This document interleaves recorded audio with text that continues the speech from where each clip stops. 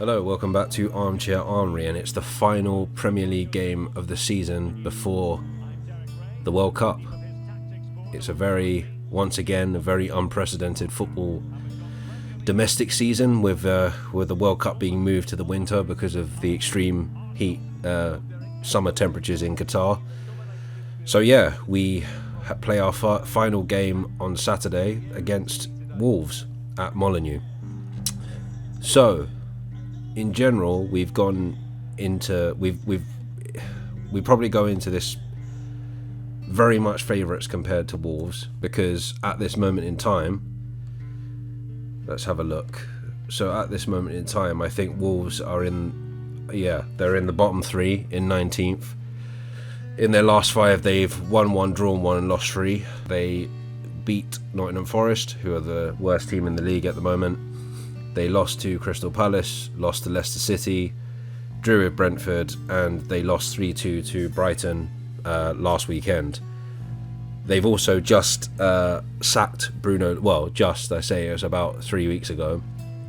They sacked Bruno Lage, and Julian Lopetegui has taken over as head coach at Wolves, which is an interesting appointment actually, because he's ex-Real Madrid manager, and I know it didn't go very well for him at Real Madrid, and he was also the Spanish coach.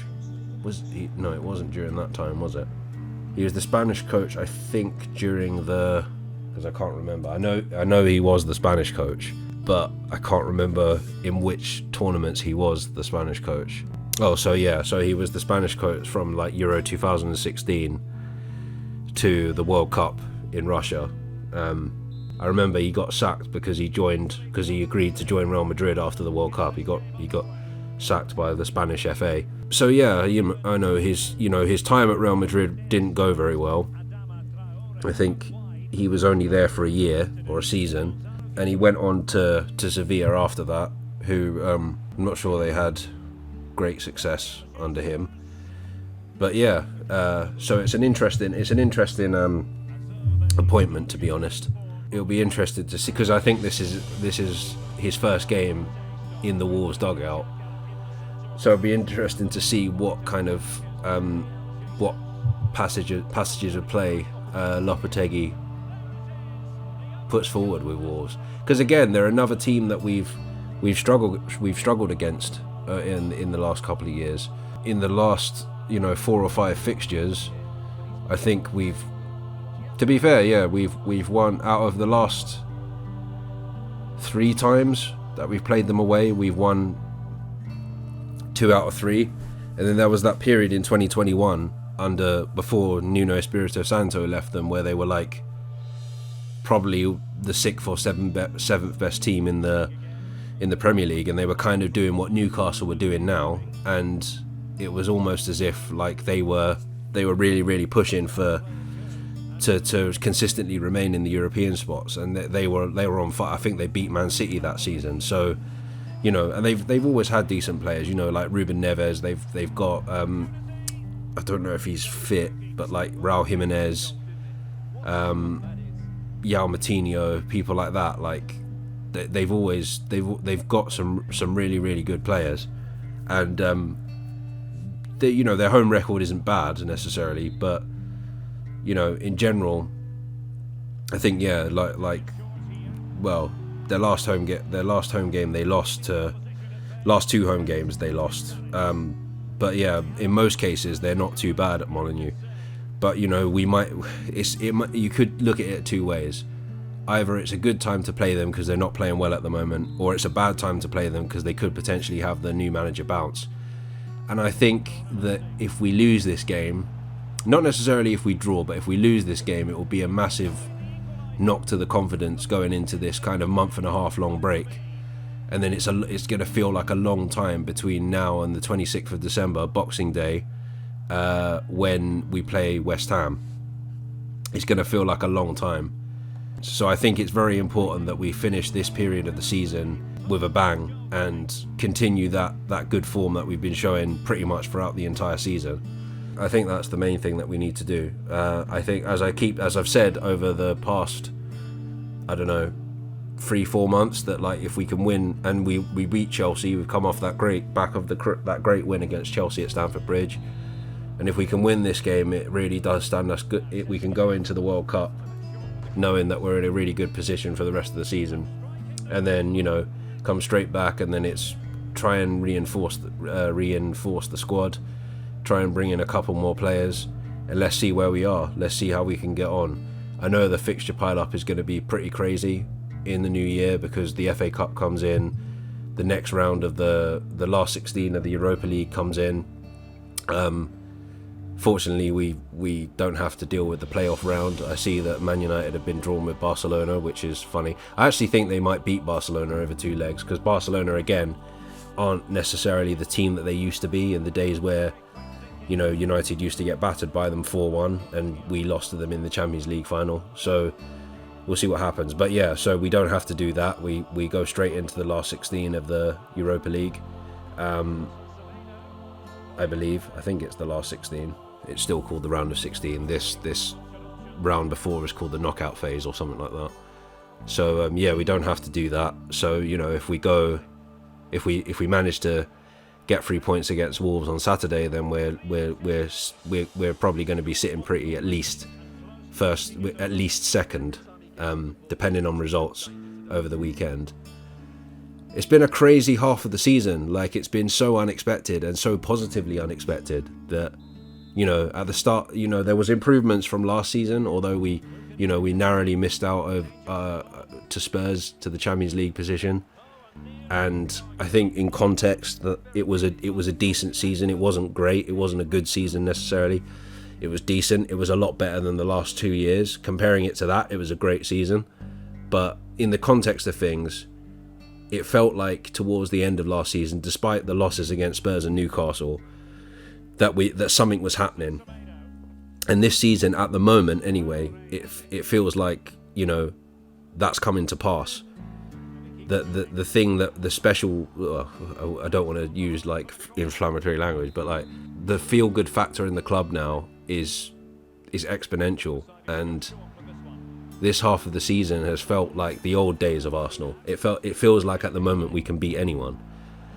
Again, I'm not going to sit here and say that we're going to win the league, because I still think that there's a possibility that we're going to lose players between now and the restart of the season, and we're going to end up slipping down slightly, because I think the most likelihood is we're probably, in the way we're going at the moment, we're probably, the way we go at the moment, we would win the league. But I think, thinking realistically, we're probably going to finish third or something like that, because I wouldn't say the teams behind us, like Spurs, Chelsea, United, apart from maybe Newcastle, are so consistent that they're definitely going to remain there. Newcastle look really good at the moment, and I think they're a team that, I said to a mate of mine that I work with who supports Newcastle, I said, you're in your Mark Hughes phase right now.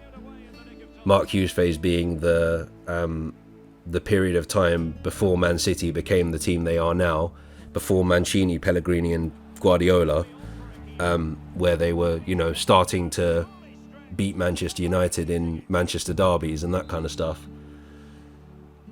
So as I say, if we can get out of this with 3 points, not having to do the Europa League knockout phase, it really does, put us in a good position going into the World Cup break. I just pray to God that none of our players get injured while out there, and they can come back fully formed, fully fresh, and ready to go. I mean, to be honest, I think I can only really think of like one player that will probably be picked from Arsenal for England, and that will probably be Saka. At the moment, I can't see Ben White going. I'd be very surprised, unless because of Reece James being injured and Ben Chilwell being injured, they decide to take. But Ben Chilwell's a left back, isn't he? Yeah, so they might take Ben White. I'm not sure. It doesn't look like it at the moment. It looks like Partey's definitely going. Xhaka's confirmed today of definitely going. Tomiyasu was confirmed today of definitely going. We've got Jesus and Martinelli going to the Brazil squad for the World Cup. So yeah, and to be fair, majority of our players aren't their countries aren't represented in the World Cup. So I suppose that's a good thing. Arteta said he's going to try and keep everyone fit that stays behind, with doing like behind closed doors friendlies and stuff, which is good. So maybe it might work out in our favour. I just hope none of our starting 11 gets seriously injured while they're out there. But I suppose that's what January's for. So my prediction is going to be 2-0 Arsenal, because I've noticed, because recently Raul Jimenez has been injured and they've lost their goal as Wolves, so I've noticed they haven't scored very much, apart from last weekend. So I'm going to say 2-0 Arsenal, although I am a bit sceptical because of Lopetegui coming in and the new manager bounce. But I'm going to go out on a limb and say 2-0 Arsenal. Right, I'm going to leave it there. I will be back again after the game on Saturday. So until then, take care and stay safe.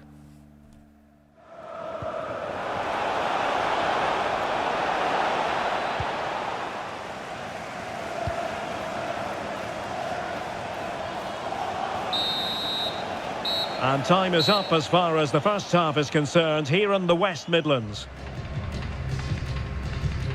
Well, it was an eye-catching first-half performance by Gabriel Jesus. Sum it up for us. Well, I thought he had a really effective first half. Not only did he get the goal that gave them the lead, but his general play was really good. He was a constant threat, and I'm sure we'll see more of him in the second half.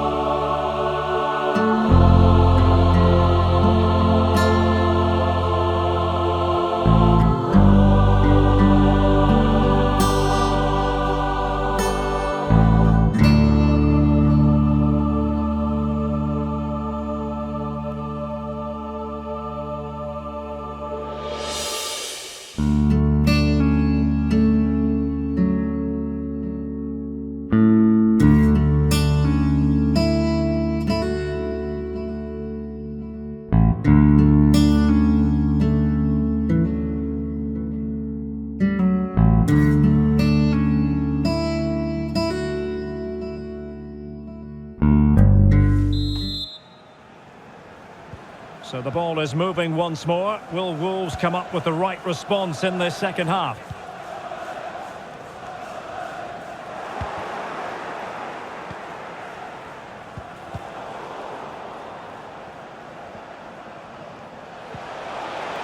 Traore. Shot attempted. Oh, dealt with by the goalkeeper. Time for a change then. Well, the crowd are doing their bit. Can they find the equaliser here?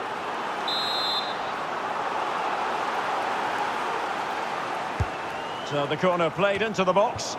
Not the result from the set piece they were looking for. A very good tackle. Bukayo Saka. Gonzalo Guedes. And an attempt best forgotten, I think.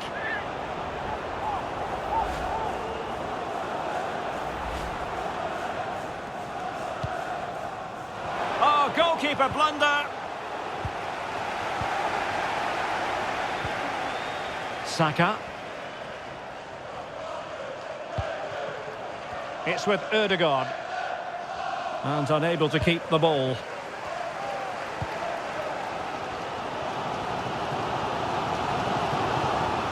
A move of promise on the flank. But they took care of the situation defensively. Racing forward, trying to catch them out.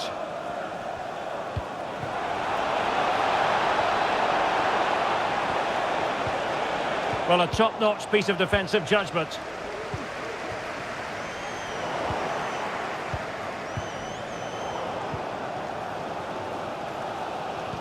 Well, we have 30 minutes to go.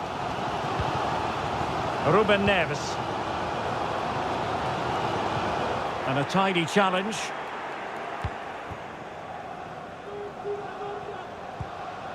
Gabriel Martinelli. And it's Gabriel Jesus. Oh, this is looking promising. And fine goalkeeping. Substitution for Wolves. So a personnel change then. Number 10, Daniel Pires. Coming onto the pitch, number 9, Raul Jimenez. Can someone get on the end of this? The clearance wasn't decisive.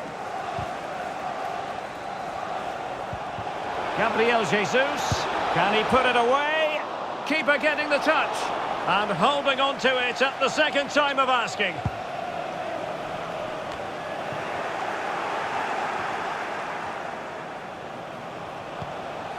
Bukayo Saka. Straight forward for the keeper.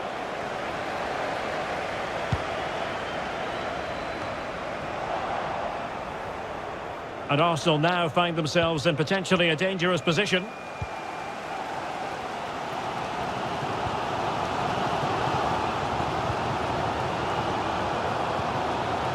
Mateus Nunes. Ruben Neves. Wolves with the ball once more.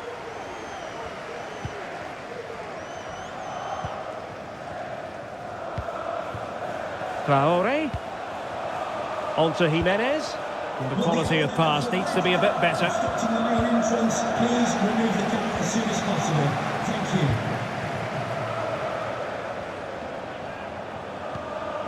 Traore. An effective challenge. Moving towards full time, and it's a matter of whether or not Arsenal can preserve the victory. Stuart, what have you made of their performance? Well, it's going to be a nervy end to this game, but if they do hold on... And the goalkeeper's touch, that was crucial. And time for the change now. Number 37, Adama Traore. To be replaced by number 7, Pedro Neto.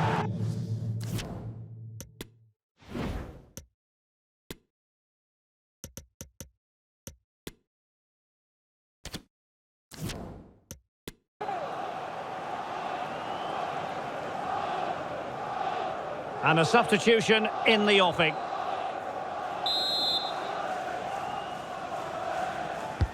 Delivering it. Well, real difficulty keeping the ball.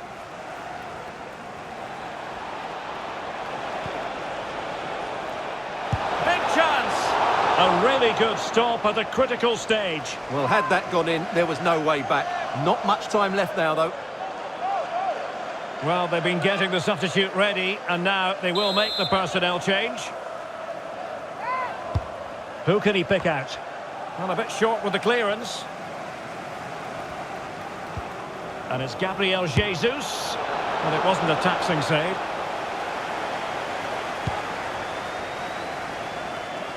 Nunes. Neto. Can he find the right pass? On the attack in the closing phase. But timely defending when it mattered. 5 minutes left. And it's Gabriel Jesus. Gabriel Jesus! Well, that surely would have put this game to bed. Well, definitely. That would have won the game for him.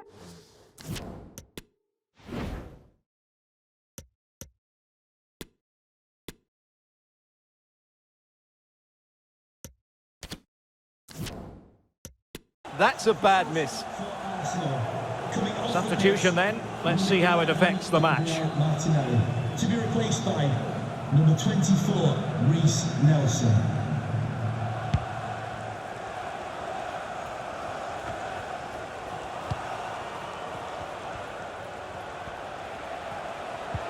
And a tidy tackle. Well, doesn't have to do it on his own. Gabriel Jesus. And saved by the keeper. If they can score again from this corner, it probably would be the end of the story. Playing it in. Not a good pass. Max Kilman.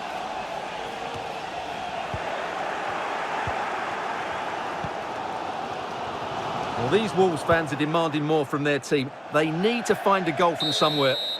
So there it is, the final whistle, and a satisfying outcome for Arsenal and their many fans around the world. What did you think of their performance as a whole? Well, Derek, it was a really tight game, but they were the better side over the 90 minutes, and they fully deserved their victory today. And it was an eye-catching performance, you've got to say, from Gabriel Jesus. What did you make of what you saw from him? Well, he was a real nuisance today. He always looked a threat, and of course he got the winner. He was probably the difference between the two teams.